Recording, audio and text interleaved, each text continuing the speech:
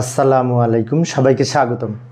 ICT বিষয়ের এই যে মৌলিক লজিক গেট কি কি, তো মৌলিক লজিক গেট কি সেটা অনেক সময় পরীক্ষায় আসে। তো মৌলিক লজিক গেট কি সেই সংজ্ঞাটা যদি লিখতে চাই তো এইভাবে লিখতে পারি, ডিজিটাল ডিভাইসে যে সকল গেট সব কিছুর মূলে কাজ করে তাকে মৌলিক লজিক গেট বলে।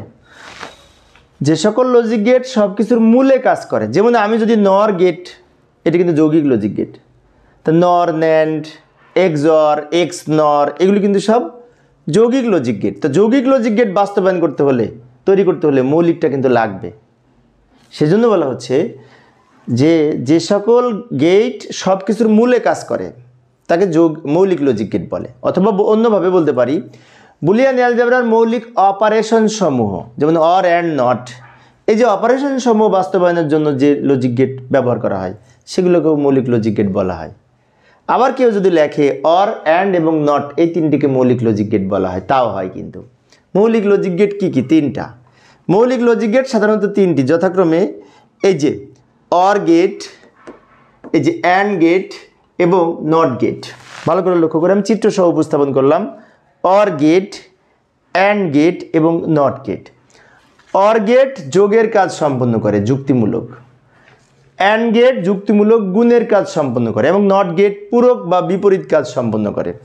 অর গেট দেখতে এইরকম চাঁদের ন্যায় বাঁকা, দুই বা তার অধিক ইনপুট থাকে বাম দিকে, ডান দিকে একটা আউটপুট থাকে, এটাকে যোগের কাজ করে, যোগের প্রতীক, যোগের গেট।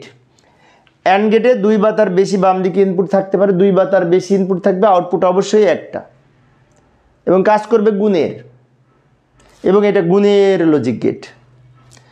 আর নট গেটে একটা ইনপুট আর একটা আউটপুট, ইনপুট যা হবে আউটপুট তার বিপরীত হবে।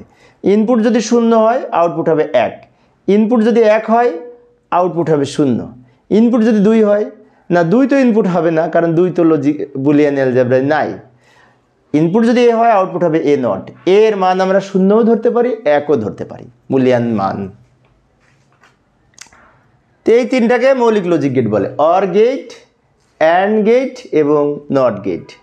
অর গেট যোগের কাজ সম্পন্ন করে, অ্যান্ড গেট গুণের কাজ সম্পন্ন করে এবং নট গেট বিপরীত বা পূরকের কাজ সম্পন্ন করে। তো প্রিয় শিক্ষার্থী বন্ধুরা, আমি অবশ্যই 1-2 মিনিটে অল্প অল্প করে পড়ানোর চেষ্টা করি। আর এই অধ্যায়ের বড় ক্লাস, বিশেষ করে বোর্ড প্রশ্নের সৃজনশীল সমাধানের প্লেলিস্ট আমি ভিডিও ডেসক্রিপশনে দিয়ে রাখবো, ওখান থেকে তোমরা দেখে নিতে পারবে। পরের ক্লাসটি দেখার আমন্ত্রণ রইল। খোদা হাফেজ।